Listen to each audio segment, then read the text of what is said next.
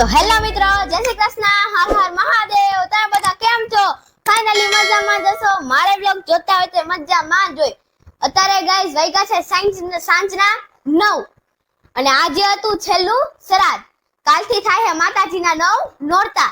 હજી ખાવાનું બાકી છે, શાક બન્યું નથી અને આજે મારા પપ્પાને હે ને સોયાવડીનું શાક બહુ ભાવે એટલે મારા બાના હાથનું પપ્પા સોયાવડીનું શાક ખાહે. શાક નથી બન્યું, તમને બધી રેસીપી દેખાડીશ કેમ સોયાવડીનું શાક બનાવે છે ને ઈ. આપણી દીદી શું કરે હાલો તો જોઈ લે. અય વંશી શું કરસ? મારા પપ્પા તારા કાકા આપણે જીતાઈ ગઈ રીસાઈ ગયો. હા કોની પીનું છે? તારી હે હા મારી પીનું છે. હાલો ગાઈસ હવે હે ને આપણે જઈ રસોડામાં. હાલો બા તમે શું કરો છો? શાક બનાવું છે. કેનું?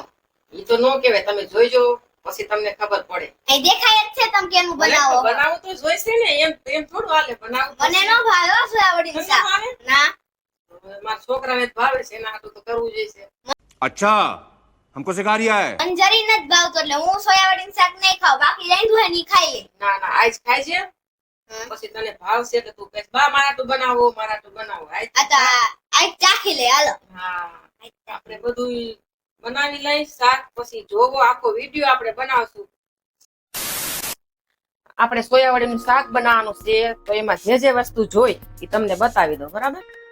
આ સોયાવડી છે, આ ટમેટા છે, 5 લસણની કરી, થોડુંક આદુ, પછી 4 લવિંગ, 2 સૂકા મરચા, 2 બાદિયા, 3 તમાલપત્ર, પછી આ હિંગ છે, કાઈ જીરું છે, પછી કોરું મરચું, પછી મીઠું, પછી ધાણા જીરું,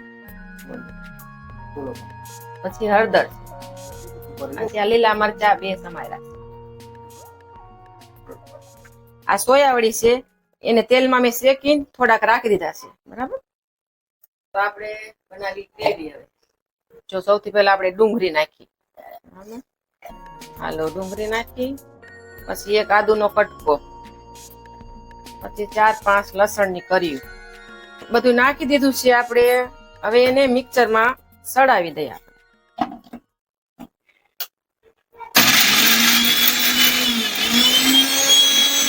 તો આપણી ગ્રેવી થઈ ગઈ છે. અધકચડી જ કરવાની, હાવ નહીં કરવાની.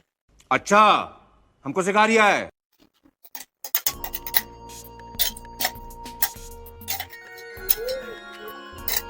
આપણે ટમેટાની ગ્રેવી કરવાની છે.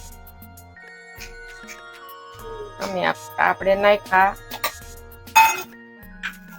ટમેટાની ગ્રેવી, મિક્સરમાં ચડાવી દઈએ. આપણે જાજીવા નથી આને હલાવવાનું, 15-20 સેકન્ડમાં જ થઈ જાય. બરાબર? જો આપણે ટમેટાની ગ્રેવી થઈ ગઈ તૈયાર.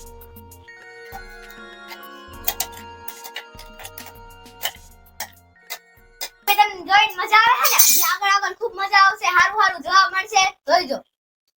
હાલો મિત્રો, હવે આપણે વઘાર કરી નાખી. હવે આપણા શાકનો પહેલા તેલ નાખશું આપણે. ગરમ થાય પછી આપણે એનો વઘાર કરી આપણે. બા હે ને સરસ મજાનું બહુ સુગંધ આવે એવું શાક બનાવે છે. તમે જોઈજો કેવું મસ્તનું શાક બનાવે. આપણી ચેનલ હે ને ફૂડ ની નથી, આપણી ચેનલ બ્લોગ ની છે. આ તો હે ને મારા પપ્પાને મજા આવે ને સોયાવડીનું શાક ખાવાની એટલે તમને આ ખાલી કર્યું. ફૂડ માં તમને આવા વિડિયોમાં મજા આવતી હોય તો કહીજો, આપણે ફૂડ ના વિડિયો આપણે બનાવશું. મિત્રો તો આપણે તેલ ગરમ થઈ ગયું છે, રાઈ જીરું નાખી દે અંદર. બસ હવે તતડી ગયા. હાલો હવે નાખી પછી તમાલપત્ર નાખવાના, 2 તજના ટુકડા નાખવાના, 1 બાદિયું નાખવાનું, 4 લવિંગ નાખવાના, 2 સૂકા મરચા નાખવાના. પછી આપણે જે ડુંગળીની ગ્રેવી કરી હતી ને ઈ નાખવાની.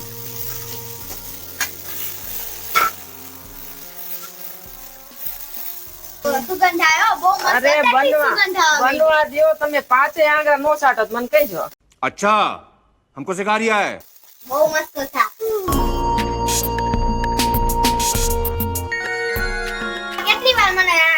મને રેવાતું નથી હો કેટલી વાર છે તો આંગળી બોલતી ની ક્યાંક રેવાતું ન હોય ચાખી લેતી ની એમ ન ચાખું કઈ ન કર. કેટલી વાર છે બા બસ થોડીક વાર જ 5 મિનિટ 5 મિનિટ ઓકે હાલો આટલી વાર રાહ જોઈને આટલી વાર જોઈ લે ને ભાઈ. આપણે શાક બનાવવું છે જો ધાબા માનવા મળે એવું બનાવવું છે થોડોક બ્રાઉન કલર આવી જાય એટલે આપણે એમાં ટમેટા એડ કરી દઈશું આમાં સેજ એક ચપટી આપણે મીઠું નાખવાનું છે હવે આપણે એમાં ટમેટા એડ કરી દઈશું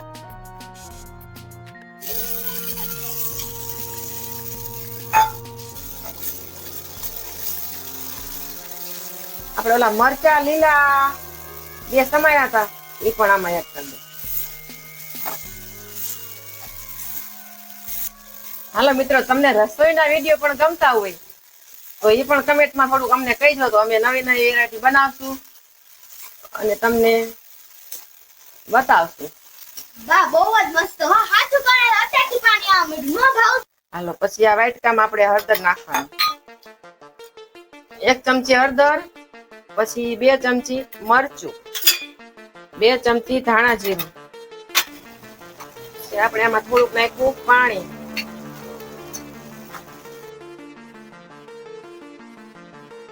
ગ્રેવી ને થોડીક આપણે ઢાંકી દઈશું તેલ ઉપર આવે પછી પાણી નાખશું તો મિત્રો જો તેલ બધું ઉપર આવી ગયું આપણું બધા મસાલા હરખા ભરી ગયા એમાં થોડુંક પાણી આપણે એડ કરશું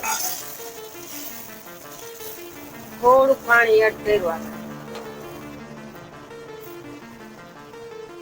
હાલો તો એમાં આપણે નાખવાની સોયાવડી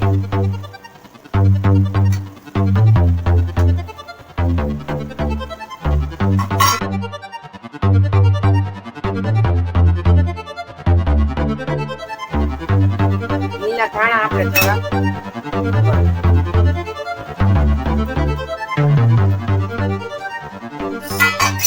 તો ગાઈસ મિત્રો તમને હે ને આ સોયાબીન શાક જે મોટા પાણી આવતું હશે ને બહુ મજા આવે છે ને કમેન્ટ કરીને લખજો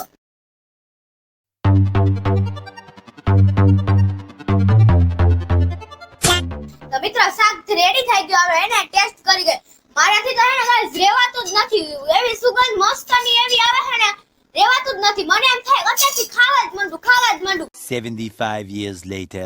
તો મિત્ર આપણું શાક બની ગયું છે હવે સૌથી પહેલા હે ને આપણે ટેસ્ટ કરી લઈએ બહુ જ સુગંધ આવે મારાથી તો રેવાતું નહોતું આપણે હે ને ટેસ્ટ કરી લે હાલો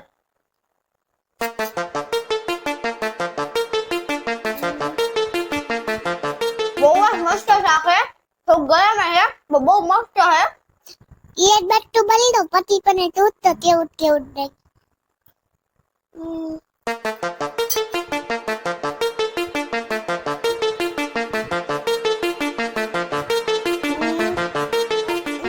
આ બુકી બોલા દેતે 9:30 વાગ્યા ત્યાં સુધી આપણે રાહ જોઈ કે આપણું ફેવરિટ શાક બનતું હતું ત્યારે લગી રાહ જોઈ હજી આપણે ફેવરિટ વસ્તુ બને એમને તમને ઈ દેખાડશે બરોબર બીજો પેલા ટેસ્ટ કરી લો તમે જોઈજો ઉભા રહેજો એકમાં ટેસ્ટ નતો હજી બીજું આવશે આપણે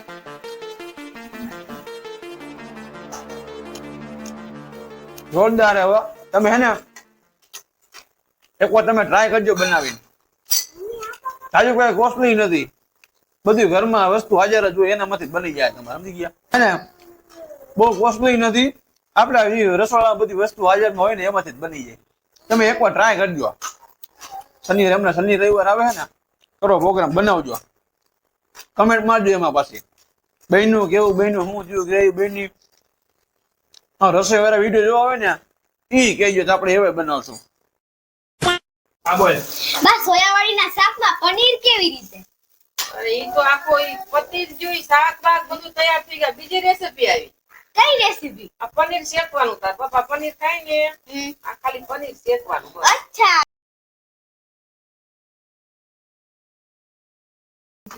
આટલું બધું પનીર કા આટલું તો એને થાય ય નહીં હે આ તો ઓછું છે આ ઓછું હે હા આ તો ઓછું કહેવાય આ તો આટલું બધું પનીર પપ્પા માટે ગાઈસ ઓછું હે હા આજે આ તો ઓછું છે આનો ખોરાક છે આપણો નથી આપણે આ આટલું ખાધું હોય ને તો કાલે સવારે શિરામણી ન કરે 75 years later.